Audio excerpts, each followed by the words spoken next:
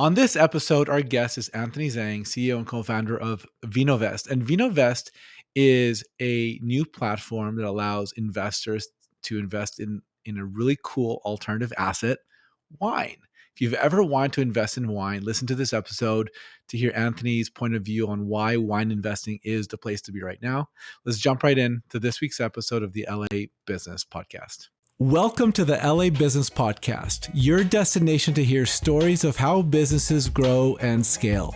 I'm Robert Brill, CEO of Brill Media and the host of this podcast. Now, let's jump right into this week's interview. Hey everyone, welcome to another episode of the LA Business Podcast. Today our guest is Anthony Zhang, co-founder and CEO of Vinovest. Anthony Zhang recently turned 26 and has already successfully built and sold two companies. We definitely want to talk about that. You secured funding from Mark Cuban and Mark Burnett and received a Thiel Fellowship grant. So there's a lot going on there. This is fantastic. Tell us a little bit about yourself. Tell us about the company you founded in the past, and tell us about Vinovest. Yeah, so first of all, thanks for having me on, Robert. And I guess I can kind of start when built my first company, Envoy Now, as a freshman in college. So I had just gotten to USC, and within the first couple of months, I realized how tough it was to be able to get food outside of the cafeterias. Everything closed pretty early, and being a hungry, lazy college student who needed money, I was just doing deliveries for a few friends. So we'd run to Chipotle, and I'd bring home a few extra burritos and charge people a delivery fee just to make some money. And for my roommate and I, it was a pretty fun side hustle.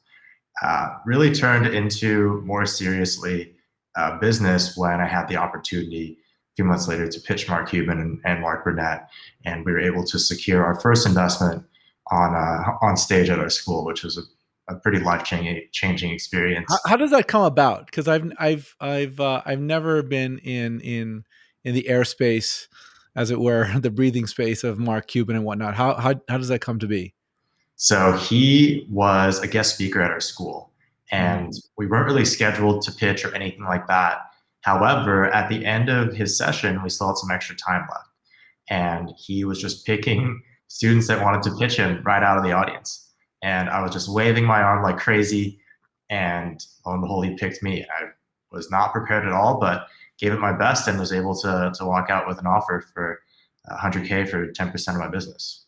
So really, the fundamental definition of luck is opportunity Absolutely. and preparedness, right? Yes. That's I was amazing. very nervous, but I'm very glad that it ended up working out. And how old were you when that happened?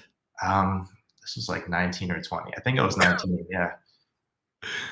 It's such a stark difference. At 19 or 20, I couldn't figure out the difference between my hand and my elbow. Like it was. I'm still there, but it was incredible because having someone like him, obviously, who's achieved so much success, and he had never finished college either, really gave me the confidence to actually be like, all right, I don't need to wait 4 years for an undergrad degree or like another 2 years for an MBA. I should probably just grab the bull by the horns right now while it's taken off. And what type of business was it that he invested in? Envoy Now was a food delivery app for college campuses. Oh, okay. So think of a Postmates or Uber Eats, but we were only available on college campus, and it was only within the student community. And what happened to that business? So we grew that business out over the course of the next 4 or so years, expanded to 22 campuses, had a little over 150,000 students using the app, and ultimately sold it to another company called Joyrun that got acquired by Walmart last year. No kidding. Wow. What did you learn? What are some of the ups and downs that you experienced with that business? Oh boy. I mean, being a 18-year-old CEO, what's there not to learn, right? So I really just treated it as my formal education. I was learning a lot about recruiting, learning a lot about the types of people that you want and don't want in your business, especially at the early stage. And for me, I also learned that food delivery is really hard. It's a low margin business. It's something where you need massive scale to be able to operate properly. And a difference between a 5-minute delay in delivery time and an on-time delivery is a huge difference when someone's hangry and your burrito is about to get cold. So Right. Customers are the worst. As a yes, customer, like, I'm so hard on people, and I hate myself for it, but I imagine getting into that type of business, you probably see a very negative part of humanity, right? yes, yes. It's because people are hangry, right? The Yeah. people's worst comes out when they're like Yeah. that. Need a Snickers? I mean, Exactly right. a lot of insight in that commercial. Okay, so tell me about the second business. So second business was founded not too long after I sold the first one, and it's a rating platform called Know Your VC. So this really came about. It was in the middle of 2017, and if you can remember what was going on in both Silicon Valley and in Hollywood, it was really the start of the whole Me Too movement. So a lot of female entrepreneurs were coming out and bravely telling their stories about how so and so major VC was sexually harassing them, or so and so major VC was treating them versus their male counterparts completely differently. And to me, as a male, I thankfully never received any of that sort of unwanted advances, but it just didn't sit right with me. Right, building a company is already hard enough, and to have that all sort of taken away or all sort of marginalized by a VC is just not right. So launched this platform more as a passion project with a few friends, and just given the climate at the time, it really did take off pretty quickly because people were craving transparency, and that's essentially what it was. Just essentially like a Glassdoor or a Yelp for rating angel investors and venture capitalists. And you sold that company? Yeah, so about a year after we founded it, we were approached by a group that owned RateMyInvestor.com. So, Rate My Professor is already really big. Rate My Teacher, they bought it from that kind of same group, and it was just a really great fit. They knew how to run that type of business, obviously. And for me, this was never something that I had really planned on spending the next 10, 20 years devoting my life to. But I was passionate about it. And that acquisition was really, I think, the best possible fit for that company where I could still stay close to it as a board member, but for the day to day and knowing how to grow that business, it was really off my plate at that point. How do you know when it's time to sell? I think it's a little bit like dating too, right? It's really about the other person if you're not looking to sell.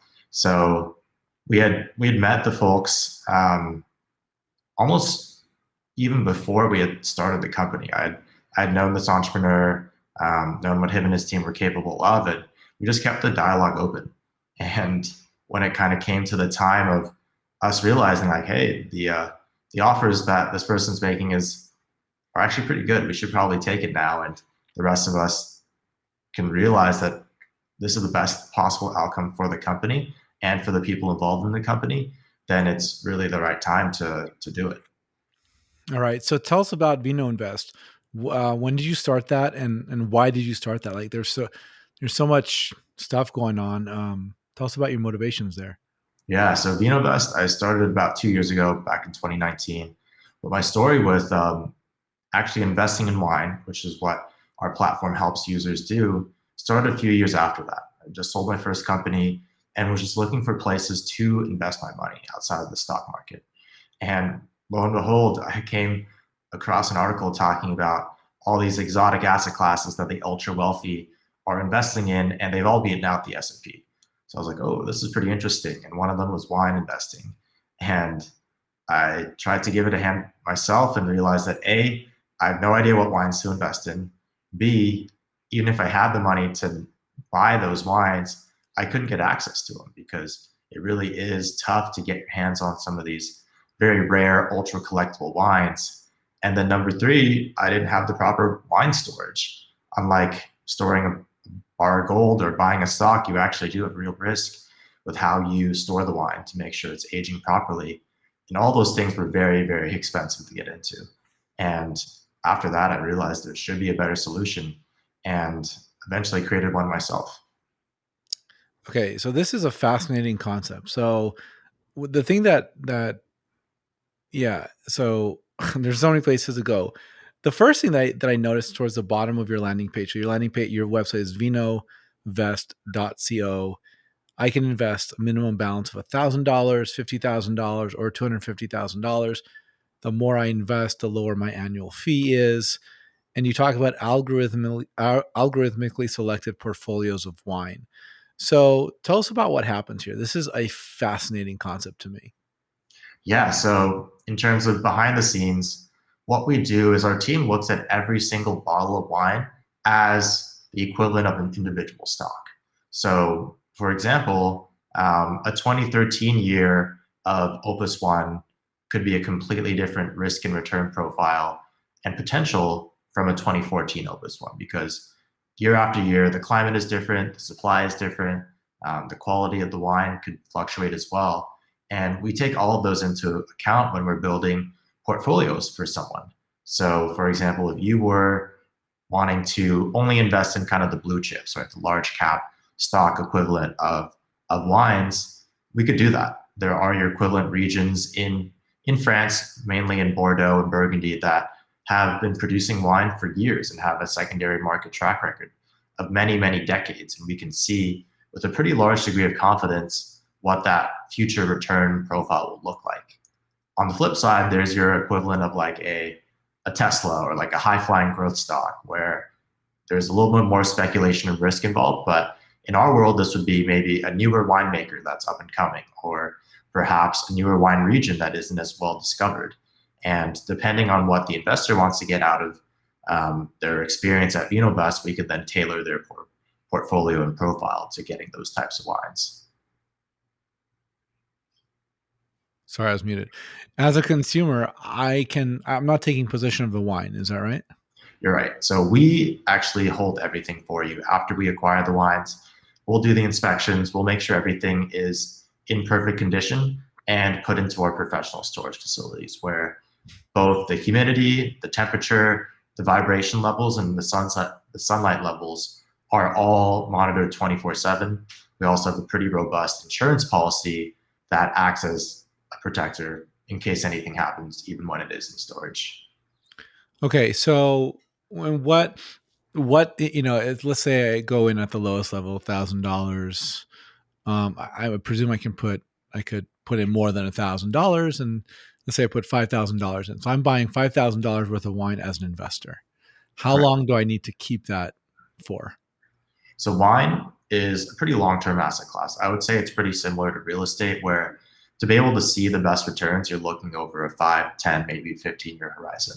Okay. That's also a pretty interesting point that you brought up is if you put in $5,000 and wanted to get your money realized in 5 years, we'd be giving you a completely different portfolio if your horizon was in 10 years because unlike stocks, wines have ideal drinking windows. So in a way, it's a little bit like a bond where, is it a 5-year type of wine? Is it a 10-year type of wine? And we want to be able to make sure that the value of the wine, you're able to get most of the appreciation within your given sort of investment time horizon, so to say. And so let's say it's 5 or 10 years later, and I want to sell my $5,000 worth of wine. Let's say, I'm not going to ask you to make a prediction on how much it appreciates, but let's just say it appreciates by 20%. So if my math is right, that's $6,000. But like, Mhm. okay, so now I invested 5,000. Now I have $6,000. Like, am I getting a check for $6,000? Yep, as easy as that. So we'll Really? actually sell those wines. We'll sell them to any sort of counterparty that makes the highest bid. This could be a wine retailer, a high-end restaurant, another investor, a wine collector or auction house. So we tap into a lot of offline partners as well as online partners to provide you the best liquidity possible. Now, it is obviously a much less liquid market than the stock market or crypto. Right. But we find by timing the wines when they reach their ideal drinking window, the demand from the market from a consumption standpoint is a lot stronger than say if you sold outside of that window. I love this. This is so cool. If I was single and I was going to parties and I wanted to impress people, like, yeah, I'm going to invite. I have like $5,000 in wines. Oh no, they hold it all for me. Don't worry about it. Yeah, it's in my vault. It's in my vault somewhere, and I would just gosh, that's great. That's a great. Be like, yeah, it sounds so cool to be like, I'm a wine investor. Yeah, that's our hope, right? Because like Not many people even know that it exists, but the people who do usually associate it with like, oh, you have to be super rich and old, right? Like someone's rich uncle made a fortune and now they got a massive wine cellar. No one really knows anything past It just that. seems like a lot of work. It Like is. like It I have is if to you do it grow yourself. stuff. Like, I wouldn't trust myself to, like, keep wine in the right sunlight level. Come on, like, Yeah, that's I don't that's either. work. I'm the CEO of this company and I still have Vinovest handle everything for me. So tell me about how you operate the business, right? Like I believe you have a co-founder and you're the co-founder and CEO of Vinovest. How do you delineate responsibilities? What are you responsible for? What is your co-founder responsible for? And also, like we were saying prior to recording the stream, I love your branding. I think the visuals on your site are just so beautiful. They're so easy to understand what you're doing. And I even like your tagline, your quote: "Simple, modern wine investing." It tells me everything I need to know in 4 simple words. Thank you. I really appreciate it. And when it comes to splitting up the work or learning how we work best together, thankfully, Brent, my co-founder, and I, we've worked together for around half a decade now. Prior to this company, we worked together at a cryptocurrency portfolio management app, and he was head of design, I was head of marketing. So we collaborated pretty much every day on every single piece of material that was outward facing from that company. And at this company, it started out pretty much the same. He was handling everything that was design, product, engineering related, and I was handling most of the marketing and sales. Now, since we have grown a little bit since founding 2 years ago, we've got an awesome leadership team. We've got a director of sales, director of engineering, people to really start leading our teams, and that's been really helpful to put that trust into an awesome early leadership team. And who is the core audience for this? Like, if someone listening to this might be thinking, "Hey, this is interesting to me." How do you know when you're talking to the right potential person for this? I think if you're interested in Vinovest, you're interested in alternative assets first and foremost, Mhm. right? You believe that your portfolio shouldn't be just stocks, bonds, and cash. And once you're there, I think then it becomes really easy to look at what you want out of an alternative asset, right? If you're looking for something long term, that checks the box. If you're looking for something with lower volatility than the stock market, that checks the box. If you're looking for something that has uncorrelated returns, that checks the box. And once you see that, you know, this is what you really need out of an asset class. There are very few assets that can actually fit all those three sort of check boxes, and wine is one of them. So I think once you've really determined what you want out of your diversified portfolio, then you start to go to, all right, which asset classes are right for me? Maybe wine, maybe it's something else. And then you land on what's the easiest way to do it. And that's where we feel like Vinovest is pretty strongly positioned. So you're going up straight up against Charles Schwab and Morgan Stanley, huh? Well, they don't do any wine, so they're coming to us actually. Same. Oh, really? So we've got some pretty large institutional players that they don't earn brownie points for just making another mutual fund for their clients, right? They want to be able to offer something that is differentiated, that is novel, and that can help them attract and retain clients. So not only are we for everyday retail investors, we want to be able to allow professional investors as well to have an easy and low cost way to get into this asset class that, to your point, traditionally has been very, very hard and complicated to manage. Right. So I mean, as you think about growing the business, where where have your clients, customers, investors come from, and how are you expanding that into the future? So for now, I'd still say it's mostly retail investors, but we have been getting a lot more interest on the institutional side. It's something that we do plan to have more and more of because for us, we see that as a net benefit to the industry, right? The more dollars are coming in, the better the awareness, the more we can streamline costs due to our economies of scale, and also be able to provide everybody a better experience on the liquidity side. So for us, we definitely want to be able to cater to both very different market segments and make it easy in their own different ways. And so for the next year and a half, as you think about the business, I mean, we're all living through some of the most tumultuous times in the last 100 years, and no one's. Mhm. What I think is really interesting about this time. I don't love it. I don't wish this happened, but as a person who follows business and is fascinated by what's happening with COVID and all the sort of really fast changes that are happening in our world, is that no one can claim to be an expert. No one's ever lived through the immense uncertainty that occurs during a global pandemic.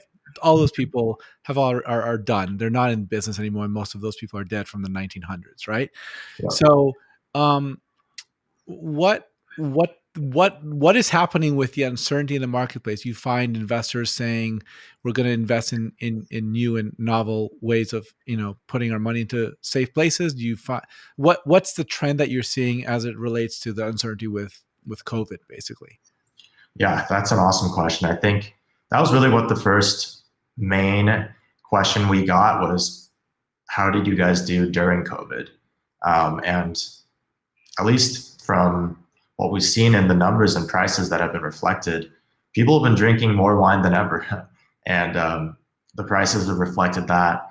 And unfortunately, with other sort of lingering side effects in terms of global climate change, the yields on the wine that's produced at the very high level are shrinking every single year too. So that sort of supply and demand dynamic, fueled with this sort of COVID driven a sort of tailwind that people just want to not sit on their cash and savings because they're not getting anything from it, and just start being more active, whether it is wine, whether it is collectibles or baseball cards or just more into the stock market. We're just seeing more activity and more wallet share of each person being deployed into the market. As a consumer, do as an for a client, for a customer, for an investor, would we get, like, I'm really interested in this. Would we get like insight into the types of wines and where they come from and like all the kind of like fun cultural bougie stuff that goes along with wine? Like, Oh yeah, so that's really, I think, a part of the customer journey, right? Because we're starting the average person who knows nothing about wine investment and really educating them along the way. So our research team is producing content that shows you being like, all right, well, this is why I bought this wine for you. This is what makes it attractive. A little bit more background on the producer, maybe the region as a whole, and the outlook. So a lot of times it is very similar to the type of news that you read in the traditional markets that you're like, oh, maybe this is a good reason to buy or sell this one wine. And of course, you can't really get away from wine without the sort of pop culture influence when you have superstars like LeBron and Beyonce and a bunch of others posting photos of like thousands of dollars worth of wine for dinner on their Instagram. We also do see market movements from that. So that's also kind of a fun component of this world where we are seeing big influencers starting to drive the price a little bit, whether they mean to or not. you know, I, when you think about customer acquisition, what are some of the efforts that you're using to make customer acquisition work for you? Is it influencer marketing? Is it paid media? Like, is it PR and press? Like, what are the primary factors? Because I imagine retail investors are going to be a very different marketing strategy than going after institutions like Chase and JP Morgan Chase and Citibank and all those larger Mhm. institutions. So when you think about direct to consumer investment, what are the tactics and strategies you're deploying to make that work? So on the D2C side, we still lead with a lot of our content. Our hope is that they rank on SEO and it'll start bringing a lot of traffic. So for people who are interested or searching for those key terms, they're able to first have a really great resource on learning more. And then they look at the company that provided that resource, which is Vinovest. Coupled with that, we do use all the sort of traditional performance marketing channels, whether it be Google, Facebook, Instagram, to be able to prospect as well as retarget. And then since we are still such a small company, PR and getting the word out and awareness is absolutely part of that strategy as well, because people can't really invest in something that I don't even know exists. Ab- Absolutely, absolutely. So, very cool. What else should customers know about working with you? You can create a an investment strategy that is based on a time horizon, which is very similar to investing stocks and bonds. How risky is this? on average, the volatility of the wine market has been around a third of the stock market. So when you're talking about drawdowns as well as downside risk, it's pretty tough for a bottle of wine to significantly lose value unless there was a huge scandal, maybe with the producer. Maybe that might even make the price go up, actually. But Right, like olive oil, right? Like how you buy virgin olive oil and it's not really virgin olive oil. yeah, maybe that would maybe like tank the price. It's like, oh my god, like this was what type of sort of juice you were putting in there. Um, but the other one would just be risk of storage, right? If you cook it in the sunlight, that wine is worthless. So that's another big component to be mindful of as a risk of this asset class because there is ongoing storage cost and risk that needs to be mitigated. And, in the last few minutes, Anthony, how can tell us how people can find you and learn more about Vinovest? Yeah, so we're at vinovest.co as our website. Feel free to scroll around. There's a bunch of great educational resources on the asset class as well as our offerings. And then I try to be pretty accessible via social media. So whenever this is out, you can tag our company handle or my personal handle, and we can start the conversation there as well. Awesome. Anthony Zhang, co-founder and CEO of Vinovest. Thanks for being with us today. Awesome, my pleasure. Thank you for listening to this episode of the LA Business Podcast. If you like what we're doing on this podcast, please consider subscribing on Apple or Google Play, leaving a 5-star review, and sharing with your friends. If you have any questions, comments, or recommendations for a guest you'd like to hear on this podcast, please email me, robert@brillmedia.co.